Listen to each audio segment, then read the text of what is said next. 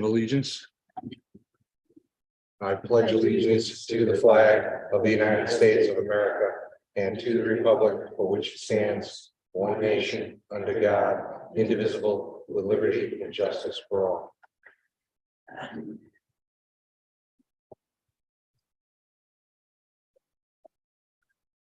Will you read the district mission statement, please?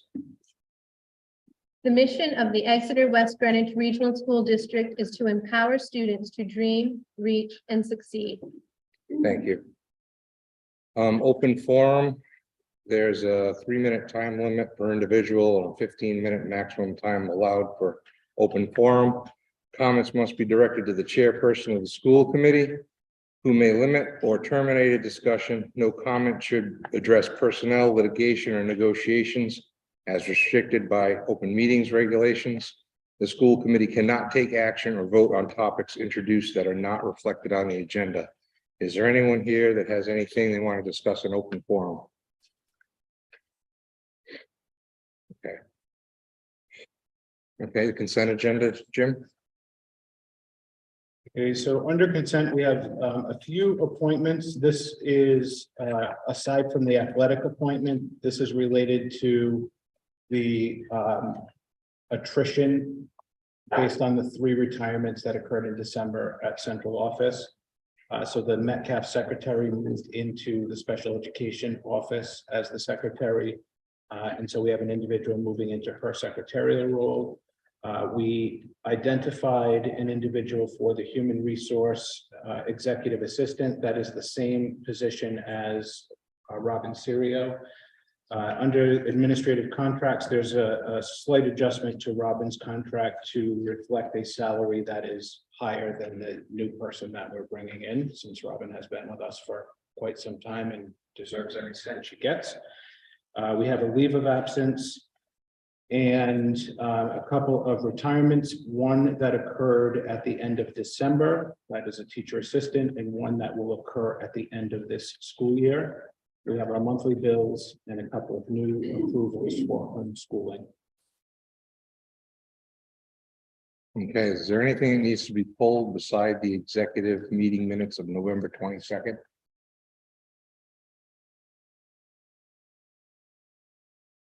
Okay, I'll accept the motion to accept the consent agenda, less the meeting minutes of November, the executive meeting minutes of November 22nd. So moved. Okay. And you seconded it, Mike? Yes. Okay, thank you. All those in favor? Aye. I vote also.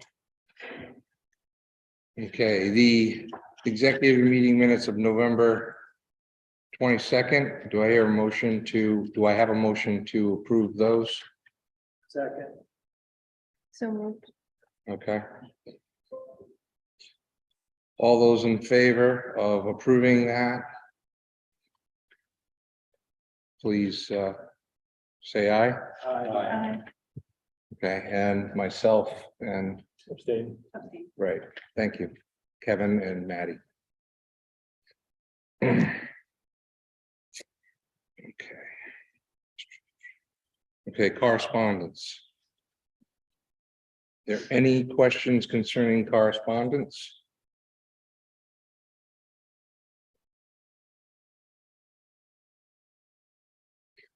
Okay. The 2022-2023 budget projection. So first, is there anybody that did not get their binder? If you hadn't picked it up, we have the binders available. Justin.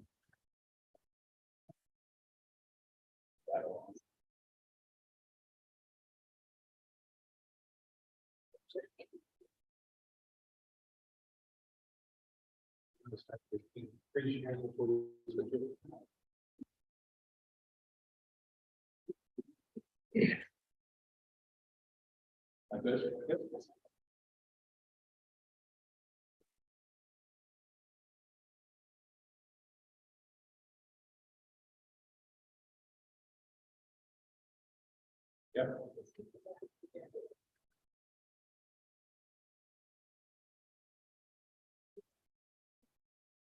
Is this the, Yeah, this is the current year? current year, and then I'll get into this. Right.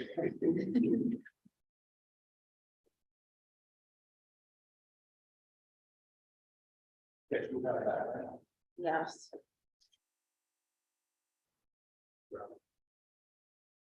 So the budget projection enclosed shows a positive balance projected for the end of the fiscal year on June 30th, 2023. The expenses and revenues are coming in as anticipated. And there are no new requests for school committee action or transfers to any of the capital reserve funds at this time. Okay. Does anybody have any questions concerning the current budget projection?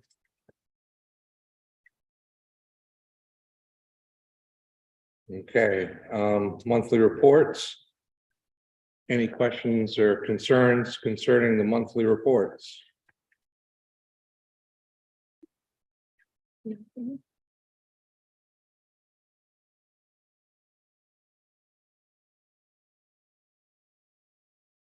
Okay, hearing none, we'll move on to new business. Okay. Item number A, student hearing.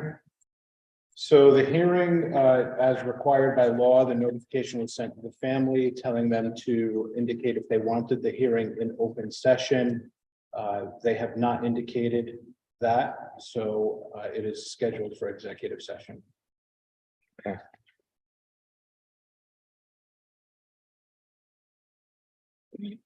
All right.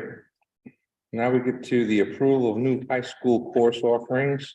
We'll take these one at a time. I've asked that the people, the teachers that are presenting these to be here to present these to us because they're science courses and I'm curious. Mhm. So, Yeah, so we are grateful that we have, two. Yes, is that one behind you? Yeah, okay. So we have Gwen Millar and Katie Kokat from the science department.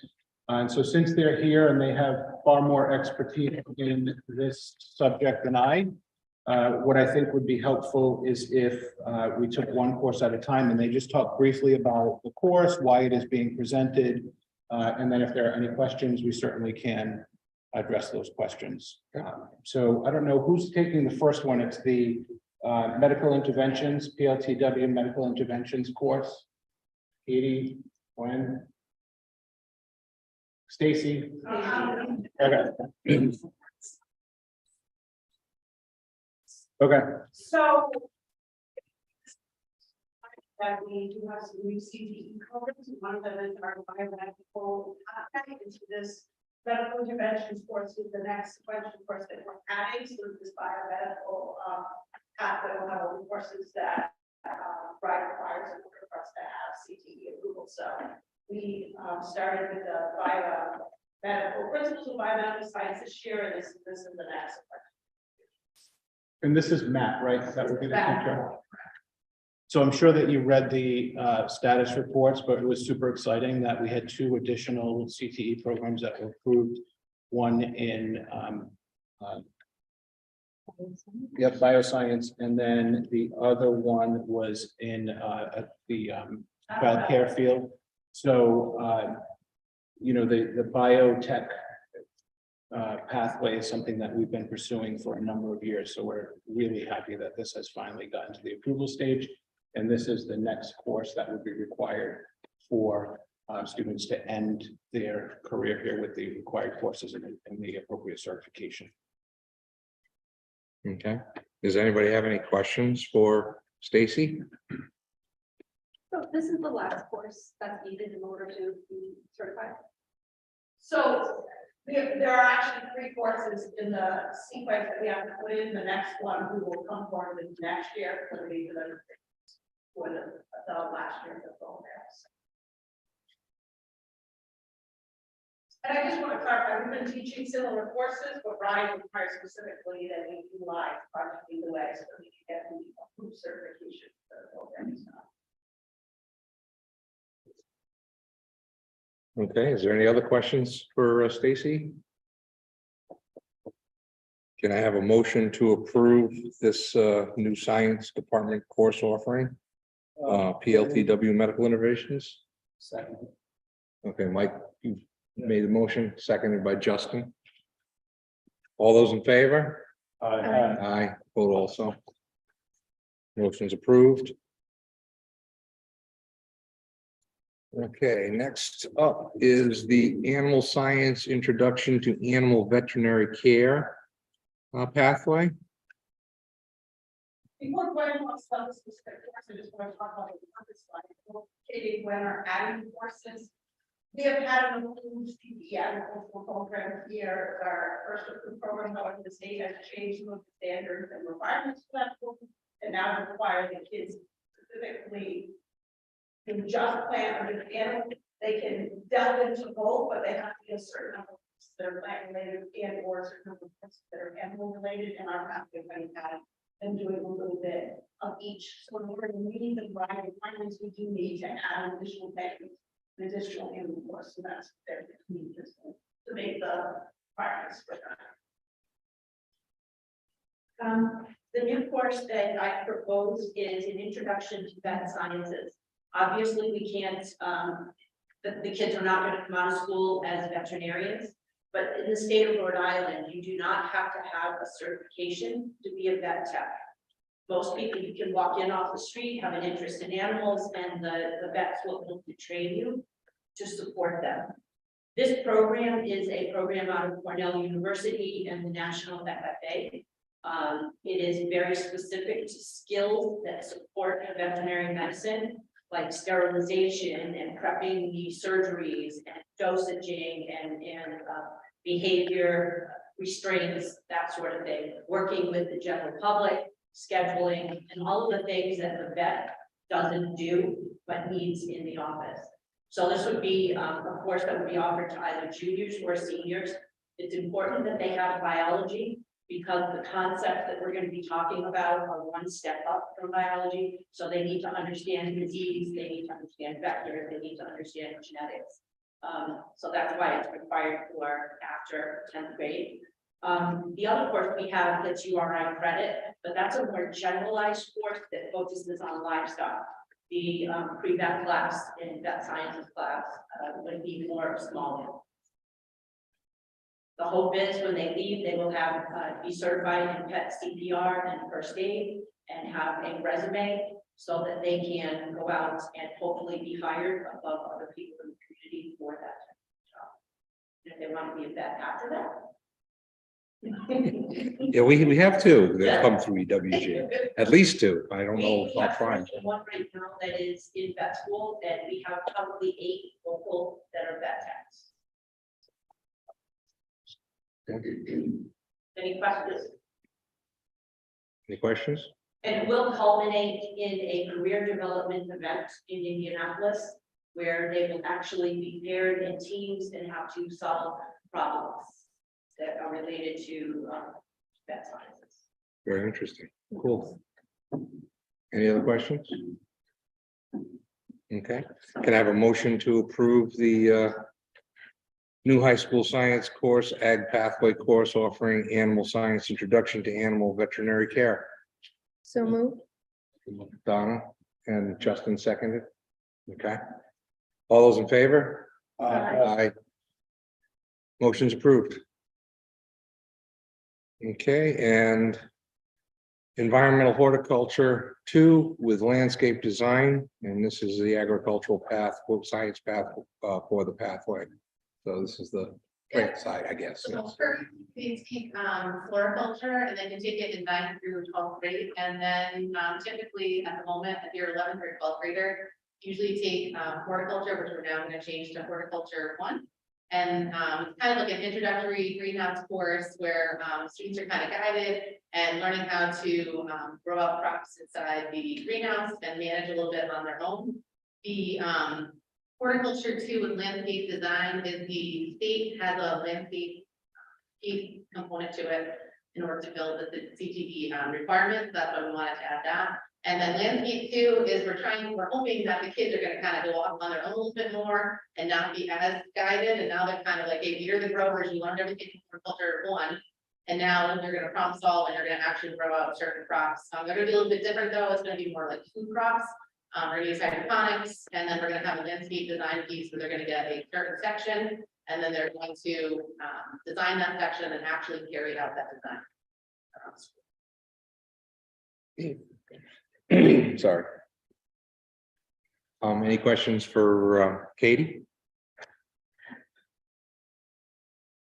Sounds very good. They all sound very good. Can I have a motion to approve that high school ag science for the pathway course offering? Okay, motion by Mike and seconded by Maddie. All those in favor? I vote aye also. Motion's approved. Okay. Thank you. Thank you very much. I thank you for the information. Okay, next. Okay, approve the 2023-2024 senior high school program of studies discussion action. So Stacy is here. She's really helped lead the development of that. I assume that the only adjustments are updates to the CTE programs, the new courses that have been added, and any other changes? No. Okay. The new course of that and addition, the new additional. I have a motion to approve the Exeter West Greenwich High School course selections for 2023 and 2024. So moved. By Mike, second by Donna. All those in favor? Aye. Aye. Motion is approved. Okay. And the school committee dates, meeting dates. We have the revised 2023 school committee meeting dates. Is there a specific change here? Is it just the June 14th? December meeting was changed because it's only a week following meeting in December. November. First meeting in December. Okay. So just to, in case anybody didn't hear it, we noticed that the second November meeting is scheduled on the 28th. The original schedule had the one meeting in December, the first week of December, which would mean that we would have meetings 2 weeks in a row. And it doesn't really make a lot of sense because we need time to create the agenda and so forth. And so we kind of pushed that meeting off, so we would have a 2-week break between meetings like we typically do. Okay. Any other questions? Can I have a motion to approve the revised school committee meeting dates? Mike, second by Kevin. All those in favor? Aye. Motion's approved. Okay, now we're going to go to the preliminary 2023-2024 budget discussion.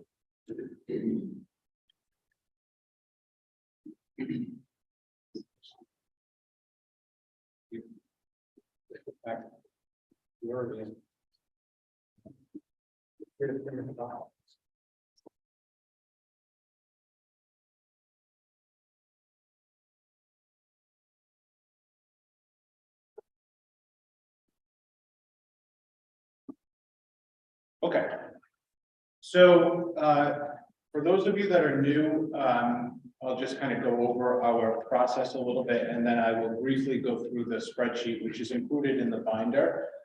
The first draft of the budget, which was ready for you last Thursday, is really representative of every single request that came into the office from all of the department leaders, the principals of the buildings, and so forth.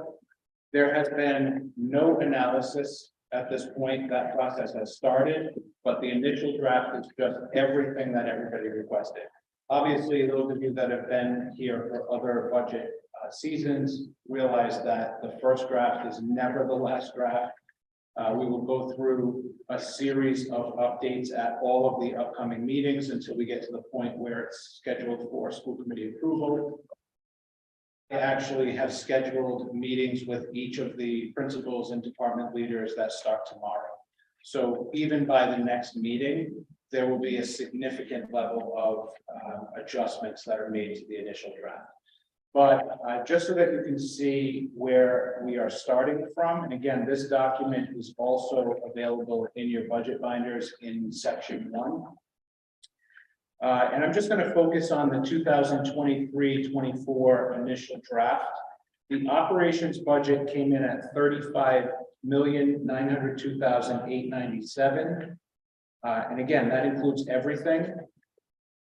The final approved budget for the current fiscal year was $34,232,050.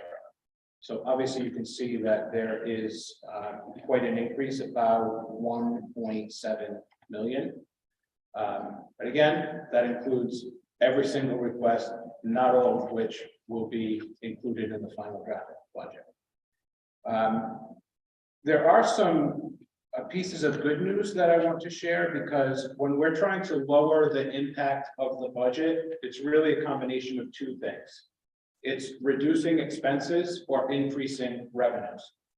And our starting point, again, based on if we just level fund all of the state aid that was received for the current fiscal year, if we level fund all of that, we are building in some increases that were not projected. So if you recall, those of you that were on the committee last year, well after the fact, the final budget that was approved at the state level included some increases that we were not projecting. In fact, we had no heads up that they were even coming. It was a very pleasant surprise, and typically our surprise goes in the opposite direction, but for the current fiscal year, there were increases that we weren't projecting. That includes the 255,000 plus increase in the funding formula. And then regional transportation, which I think Member McFadden and Member Kissinger were around when we actually went to the State House. We've been talking about fully funding that element of categorical aid for years, and finally it came to fruition. So there was a for almost a $500,000 increase in regional transportation, and this is the fully funded levels that we've been asking for years. So altogether, we had a pretty significant increase in revenues that were not projected. So if we just assume that everything will be level funded to the prior year, even though there are increases in expenditures because the operations budget went up, we are also looking at potential, because it hasn't been verified for the next fiscal year, but we are also looking at a significant amount of potential increased revenue. So that increased revenue, even if there's increased expenses, could offset each other and really lower the impact to the community. So I heard today that we are expecting the first draft of the state numbers at the end of this week. So if that actually happens, I will have those numbers available for the update at our next school committee meeting. So that's just a variable that is in the works at this point. Okay, so back to this. Again, I indicated that I'm projecting level funding on everything. The other thing is each year, the school committee will have an opportunity to add money in from our available surplus, but we always start at zero. Last year, that figure was was 230,000, and I've zeroed that out. Okay, because again, that will require a conversation with the school committee about an amount that you're comfortable moving into that line. And Tish and I will present the status of our unassigned fund balance at an upcoming meeting. Then we have this OPEB account, that's other post-employment benefits. We've moved money into that account over the past several years, and we've been using that money to offset post-employment benefits for teachers that have retired. Interestingly, And what we typically do is, whatever the total cost of post-employment is, we take 60% of that cost out of the OPEB, which is a revenue, and we keep the 40% in the operations budget. That's a strategy that we started putting in place about 3 years ago. And interestingly, if you look at last year's number, it was $226,468. That represents 60% of the OPEB costs that were budgeted. In this year, so far, 60% of the OPEB costs that were budgeted is only $110,874. So that is a significant change. That's a 60% of last year's compared to 60% of projected next year's. The reason is that we had about 9 employees that are coming off of their post-employment benefits because they've become of age where they move over to Medicare. So yes, we're adding a couple of new employees who are retiring, but we've had a significant number of employees who are coming off of our roles for next year. So that's why the revenue is lower, but the expenses that are included in the budget are also significantly lower. So that's a change. And then the other thing I wanted to point out is we obviously will continue to monitor CTE enrollment. That would be children who are attending our schools from other districts in Rhode Island. And we have not really started to receive applications yet from other schools. So we've actually, I'm corrected. We have 4 already, but none of them have been like confirmed at this point. So for the initial draft, what I do is just project the kids that are scheduled to return, but there is no projection for an increase in students coming in, for example, to access the 2 brand new programs that just got approved. So we do expect that we're going to enroll additional children from other districts, and that will bring a tuition to us for each of the children that enroll. That tuition varies from district to district, but it is roughly $16,000, $17,000 per child. So if we get 4, 5, 6, 8 more kids, you multiply that by 16,000 per kid, it is a pretty significant additional revenue. So we'll continue to monitor and make a reasonable projection once we get closer to the time for us to actually adopt the budget. But I did want to show you that last year we projected $349,377 as a revenue for Career Tech. And that included new children who were coming to our district.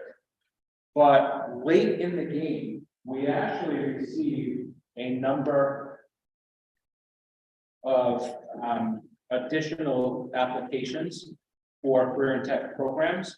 And so our revenue for this school year, although budgeted at $349,377, is actually $434,333, and a little bit more because we have a couple of kids who will graduate this year. So that is, even without a projection for increases, that is roughly $100,000 of added revenue over what was projected for last year. Also, and then I just thought it would be interesting for you to see where these kids are coming from.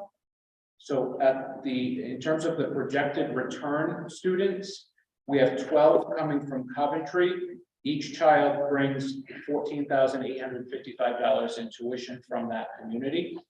So that's what this number is. And you can see it varies from community to community based on RIDE's crazy formula that they have to figure that out. We have 4 kids coming to us from North Kingstown, 1 from Johnston, 1 from Ashaway, which I believe is East Providence. I actually think so. Ashaway? Okay. So and then we have East Greenwich, Warwick, 6 in Warwick, and then 1 from Hopkinton. So again, that's the projection for returning children. And then before we get to the point of approval and adoption of a final budget, we will build in a projection for additional kids, and that will be based on some historical numbers and also based on a review of what applications we already have in and which ones look like they are approvable. And then hopefully by that time too, we'll have some conversations with the families just to gauge their actual intent, right? Because we often have children that apply, but they're exploring 4 or 5 different options, and there's really not a high level of confidence that these kids will actually come. So we try to base our projection on, a level of confidence so that we know that we're not building in revenues that actually will come to fruition. So that's where we are with that. That would require a local contribution of 28,637,259 compared to 27,356,058.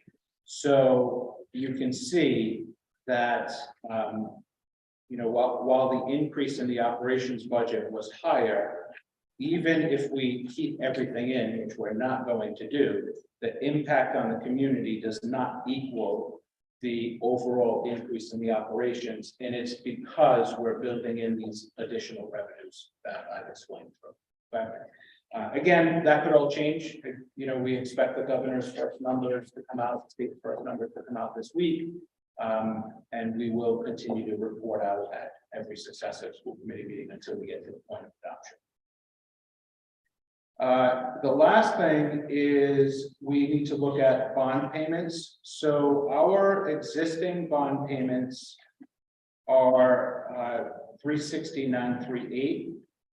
That is slightly less than last year, and these are the older bonds. We have one bond that is set to expire in 2029, I believe. The debt schedule is included in the bond, but I think it's 2029. That's the only bond that existed in the district until this new bond, $17.8 million bond, was approved last year. So, and then last year, we had a $304,000 increase in bond payments, because if you recall, for those of you that were on the committee, when we scheduled the new bond for the $17.8 million projects, we had them built in a strategy so that we didn't hit the towns with the entire, the entire full payment in year one. We had them step into that threshold payment. So year one, there was an increase of $304,738. Year two is the second step into the threshold number. And if you look at the bond schedule in your binder, you'll see that after we take care of that increase for next year, so you see it goes from 304 to 624. It approximately doubles. So it's that second step into the final bond payment. But if you look at the bond schedule, every successive year now is roughly equivalent to that 624. So once we hit that plateau, it is a level funded expense until we get to the end of the scheduled payments. So that is an increase that we all knew was coming, and it's because we didn't want to hit the communities with all of it at once. This is our spend for the next part of the meeting, just in case people were wondering. So altogether, and again, this is the initial draft. Altogether, our starting point, and this is without the rolling average, would be based on the percentages that were approved for enrollment projections, 6.51% for Exeter, 4.99% for West Greenwich. With the rolling average, and I had shared that calculation with everybody a couple of meetings ago, because this will be the first year that we build in the rolling average based on the changes to the charter. Those percentages do get slightly adjusted. There was not a real significant change in the overall percentages. It was a small change, but it basically cuts the change in half. So with the rolling average, Exeter is at 48.81%, so they get slightly reduced. West Greenwich is at 51.19%, they get slightly increased because of the rolling average. And this then becomes our actual starting point.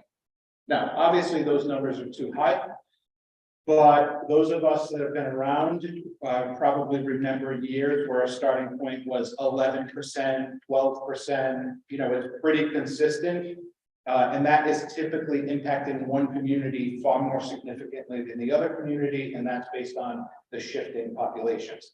So because this year, the shift in populations was so small, comparatively speaking, and then we adopted the rolling average, the overall change is really far less significant. And then with all of the increased revenues that we're projecting, at least in the initial draft, the starting point is at a high 6.12%, which again, we have work to do, but considering that we've started years at double that, we're in a pretty decent spot at this point. So again, that's just the overview.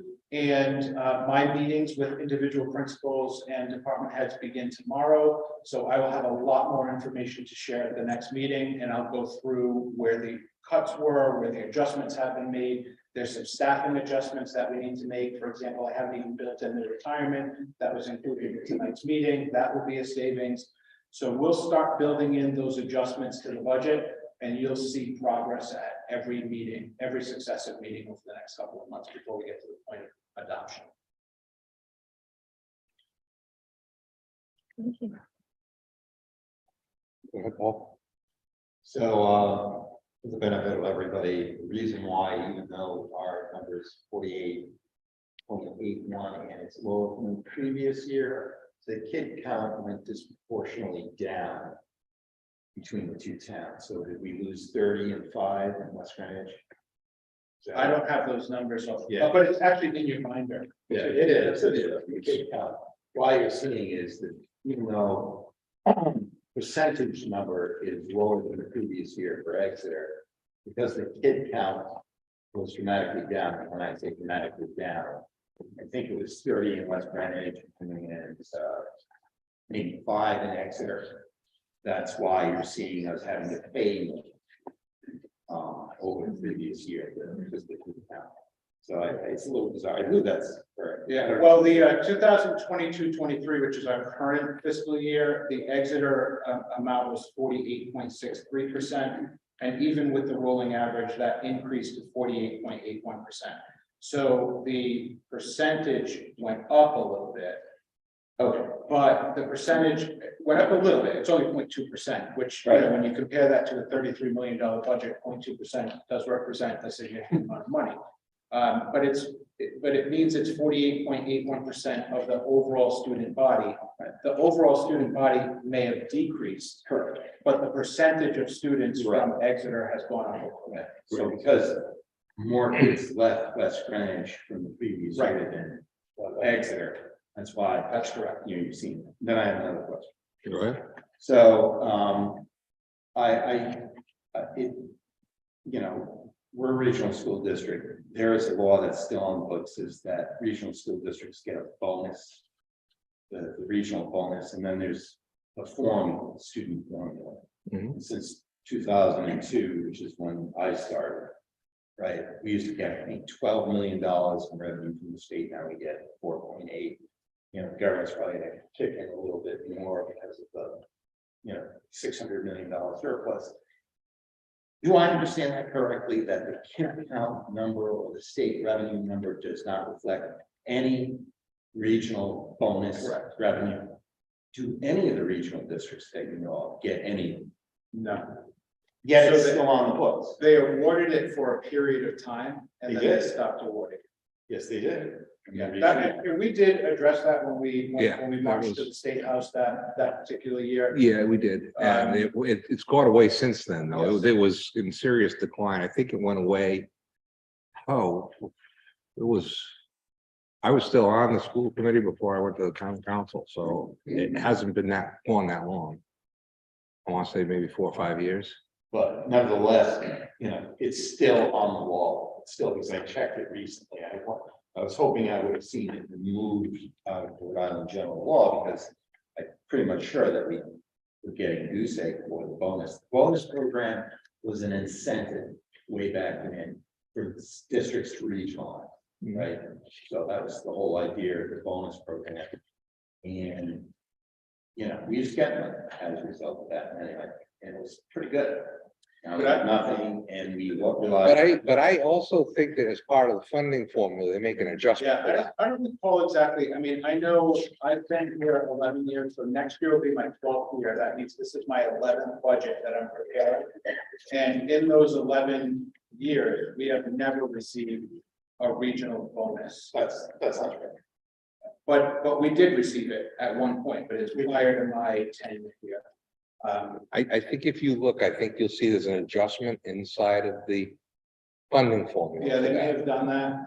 I can't recall because it's been quite a while since I looked at that. I mean, I know that year, which, I mean, it was like probably 8 or 9 years ago that we actually went to the state It's house. Probably that far back. We did address both of those issues, but we had pretty good inside information that our best bet in terms of an impact was on regional transportation, not on the regional bonus. And of course, that played out to be nothing until the surprise came to us in last year's budget. So the reason I mentioned it is that there's a history behind this, we blood, I think.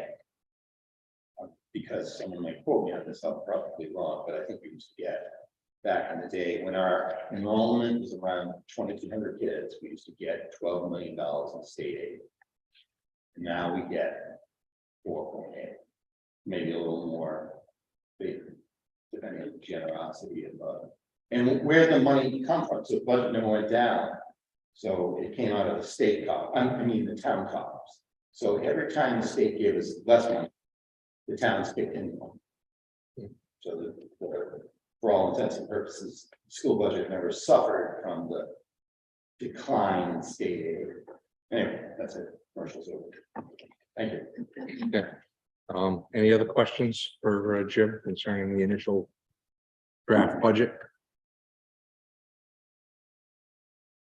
Good. We're good. Until next meeting. All right, unfinished business, the capital project update bond discussion. So in the packet under my status report, pretty much explains this portion of the meeting. So the HVAC project has been closed out on 12/27, so we finally finished all the work for that. The well room roof is nearly complete. There's a small section of rubber roof that still needs to be worked on. And I anticipate it should be done by the end of this month. The site work, I don't know if anyone has had an opportunity to drive around the ring road to see all the site work that's taken place. Right now you'll see that there's asphalt down. They did the initial coat, they can't do the final coat until the spring because of the temperature. But they did, the contractor Cardi did work with us to get that initial coat down, so there would be better conditions for plowing and snow removal and if ever gonna snow this winter. And in the auditorium, a tower construction has begun in earnest to do the upgrade to the auditorium. They've removed all the seating and it's really a huge undertaking. We have a meeting on Friday morning. The architect, Sue Chandler, the building principal, the department chair for the fine arts department, and Greg Charest from the music to represent the music area of fine arts, meeting to discuss the sound system improvements and the colors for the ceiling and the wall painting. So it's really exciting to see it start moving along. And we also closed that store. We'll be able to come in to represent theater. And as I mentioned, the senior high cafeteria, I bring updates on that periodically. Maintenance has been able to start the painting, which looks really great in that area. The equipment, unfortunately, the line equipment that was supposed to be installed over December break actually needs to be because of, the old supply chain issue will be pushed off now until it looks like April till that gets completed, but it does look drastically better with, the paint, just the paint has really helped cafeteria, so that's what I have. Okay, I have a question. Mhm. And, I drove around recently after some of the storms and, is anything gonna be done to address the drainage out here in the parking lot beside the high school and the drainage surrounding the foundations for the new greenhouse?